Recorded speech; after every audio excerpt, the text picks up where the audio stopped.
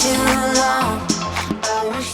Hey guys, welcome back to my channel. If you're new here, I'm Amanda from Simply Amanda Lee, and I post weekly videos on all things home organizing, cooking, cleaning, general mom life, and getting it all done. So if you're into that style of content and you're not already subscribed, please consider subscribing. Now that we got that intro out of the way, today is one of those days where I do not feel like doing anything, and I have a laundry list of things that I have to accomplish. Sometimes that's just not an option. If this were a Saturday, I'd probably be sitting my butt on the couch with a pack of chips, watching Disney movies with my kids all day long, but I don't have that luxury today. There are things that I have to get done. So we're gonna go through my list and see how much I can get done and just see if I can kind of get a little bit more motivated for the day, but throughout this video, giving you the tips that I've learned over the years to do the things that you need to do on your list when you just don't feel like doing it. So I hope that this video can motivate you and encourage you, and I hope that it motivates me and encourages me at the same time.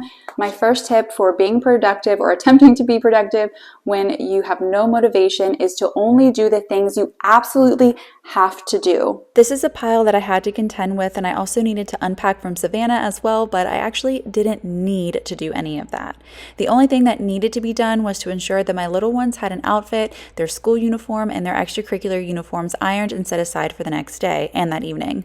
I was doing my best to ignore the massive pile and just focus on the things that I had to do, which for me is really difficult. I'm not sure if you guys are wired this way, but visual stimulus is very difficult for me, and the visual stimulus of the pile and my suitcase felt incredibly overwhelming, and my natural bent would have been to start working on the pile before I set aside outfits and iron. That's just naturally the order I typically do things in. However, over the years, I've learned that when I have low motivation, I can't approach tasks in the same manner I normally would. I don't want to spend the very little energy I have sorting when I'm likely to not finish the task, and truly nothing gets accomplished that makes much of a difference on a day like that. So instead, every ounce of energy I have needs to be spent on the priority task. For me, during those low motivation days, I determine what is a need by asking myself what has a deadline and or what is going to end up being a cost if I don't get it done. I'd already made my meals the day before, which is going to tie in with a tip later on in this video, so stay tuned for that. But the outfits were all that I absolutely had to get accomplished as far as household chores were concerned. I knew that even if I didn't touch the pile the rest of the day, I'd at least set myself and my kiddos up for success the following day. And I just want to mention, this wasn't easy. It seems easy to just go through, pick out uniforms, pick out outfits, get them ironed and set aside. But on days when you don't feel like doing anything or you're feeling overstimulated, it's very hard to do a basic task. And I think that sometimes we have to just acknowledge that it's okay for it to feel hard, but we can do hard things. And we have to do hard things sometimes. So I think it's important. And also, kind of bonus tip here is that if you have some quotes or Bible verses or whatever it is that you find kind of reorients your mind away from emotion and more towards logic, those sort of quotes or Bible verses can be really helpful on those days to reorient your mind and help you push forward to get just the bare minimum done that you have to get done. And so here I'm just finishing up. I'm actually hanging all of these clothes in my son's room because the rest of the house is messy and this didn't feel visually overstimulating for me. So I hung them here so I would easily access them and then set their other uniforms on this chair. My next tip is to do anything that you want to do. 100%, I always take care of priorities first on low motivation days, and then after that, I try to think if there's anything that I actually want to do that would maybe be considered somewhat productive. On this day, I wanted, for whatever reason, to fill and organize the bag that stays in the car. On days like this, if I get what I have to get done, and then I want to actually do something else, in my book, that's a huge win. And sometimes, of course not always, this alone will pull me out of my funk and I can kind of keep that energy going. Using this tote today as an activity and snack bag, first I added these inserts, which are so great for organizing any tote, and then I decided to add in crayons and make little paper books for Emma Rose to use while we're out. Then I'm adding in some Connect cubes, which always entertain all of my kids, and finally some little mini figures. And then for me, I'm adding in a book and then a journal. One of my girlfriends actually makes and sells these, and she custom made this one for me a few years back after I did her a favor. I absolutely love it so much, and I've been like petrified to use it because I don't want to mess it up. But today is the day I've like set in place, and I'm going to start using this. And of course, I need a pen, headphones, and some snacks. The organizer also has a place to hook your keys so you never lose them, and since I was going to be taking this bag in somewhere later that evening, I went ahead and added my keys and then set it on the coat rack so it'll be ready for me when I go out the door. I also had a couple Amazon packages that I was excited to unbox, and so to me that's productive. And the first are these bags, which I've talked about getting these before. I was kind of on the fence. They're for all the games, so we're going to transfer those over in just a second because I was actually really excited to get that done. And then I also got this little gadget off of Amazon. I needed one so bad. Can you guess what it is? Put your guess in the comments. Justin couldn't figure it out. So anyways, it's very useful and it's for the kitchen. That's the only hints I'm going to give you. Okay, so now we're going to go ahead and get into this game console. This is something I wanted to do. I always get excited about organizing. So I'm glad that these came in and I was able to do this on this day. So I'm just unloading all the games into these game bags, and my review of them so far is that they are fantastic. As far as like the kids pulling out their games, I think it's much easier and it keeps everything contained a little bit better, especially when the kids have control over it. But there are some games that won't fit in these bags, like Monopoly board won't fit, the Chutes and Ladders wouldn't fit, and there was another one. Oh, the Game of Life wouldn't fit either, but really great for puzzles and blocks, things like that. And I think that they were only like $11 for a pack of 16, I think. As far as quality is concerned with these, the actual like bag itself is really durable.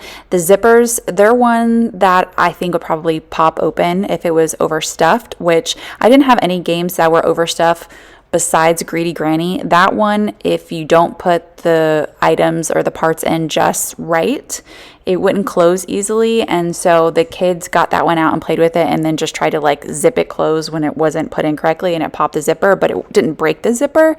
You know, it just kind of like forced the teeth open.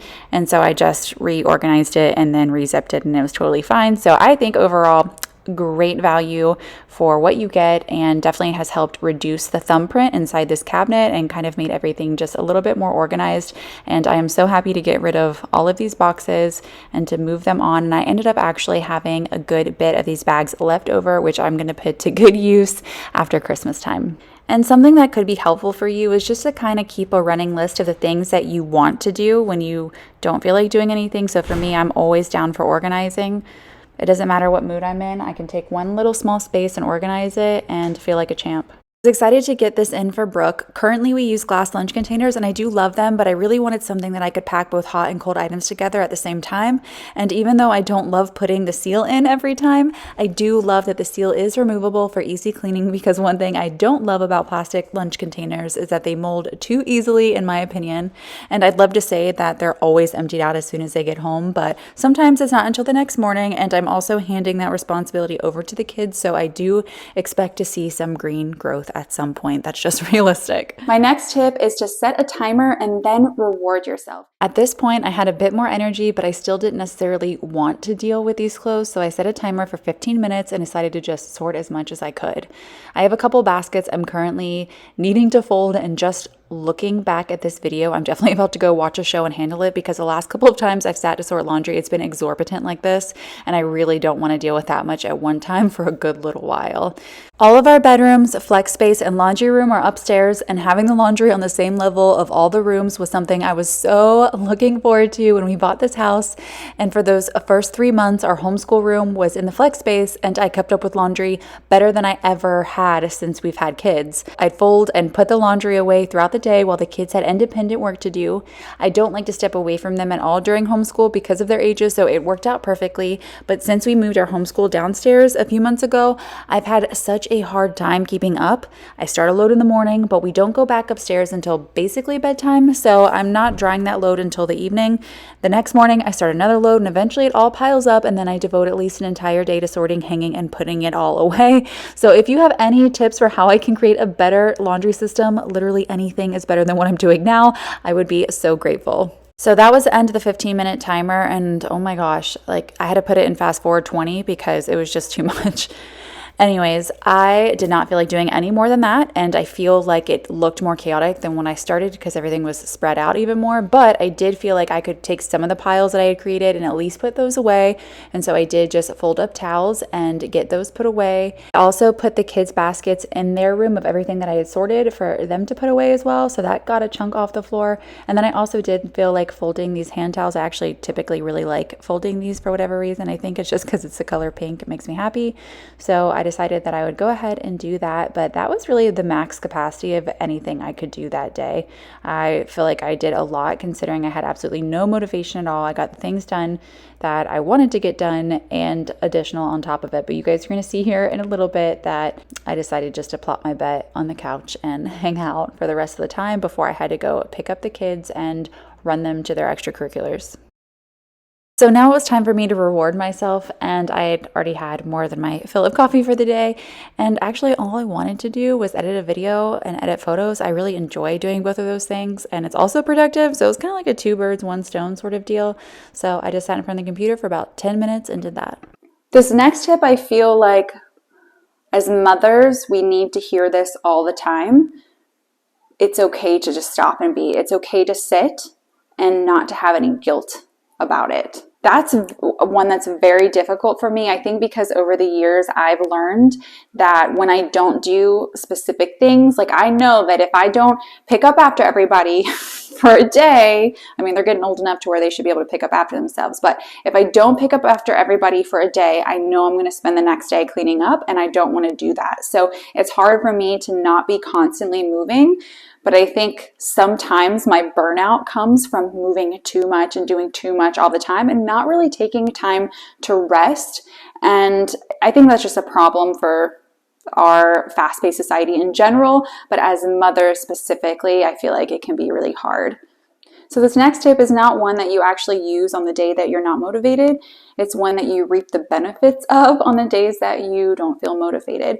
So if you look at every single day, like the next day, you're not going to be motivated. Or if you look at every single day, like the next day is going to be so busy you can't get anything accomplished, then you're going to typically set yourself up for success the day before for those days that you don't feel like doing anything. And I know it seems kind of an odd way to think about things. If I look at every single day as tomorrow I'm not going to be motivated, or tomorrow I might not be motivated, today I'm probably going to do the things that I know that have to be done for tomorrow when I feel like doing it, and will likely not only accomplish everything that needs to be done the next day or most of what needs to be done the next day, but I'm also probably going to accomplish a lot more than that. Whereas for me, before I started implementing this, I would typically just do the things that I wanted to do when I felt like doing anything, because the next day I could just do all the things I had to do. But what I wasn't taking into consideration is the next day didn't feel like doing anything, or the next day I'm too busy because things come up with life and kids and no sleep and too much sugar and caffeine. So we just can change from day to day. We have no real way to determine just how motivated we're going to be day after day. My last tip is one that I think can be incredibly difficult, and I know it's been difficult for me over the years, but as I've matured and as I've realized I really just need the help, asking my friends for help is something that I try to practice on a regular basis and try to offer my help when I can as well. And I think just not doing it alone just gives us endorphins and helps us to accomplish tasks that we don't want to accomplish. So if you're feeling overwhelmed one day, just to call your girlfriend up and be like, hey, if you are free, can you just sit with me while I do my laundry, or help me do my laundry, or whatever it is. Even just having someone in the room, asking a friend or even your kids to sit there and talk to you while you're doing a task sometimes really, really helps get that task done, or at least helps you to start it. And I think that just starting something and working on it a little bit at a time can be really beneficial too. I hope that this video was encouraging. Thank you guys so much for watching, and I'll see you next time.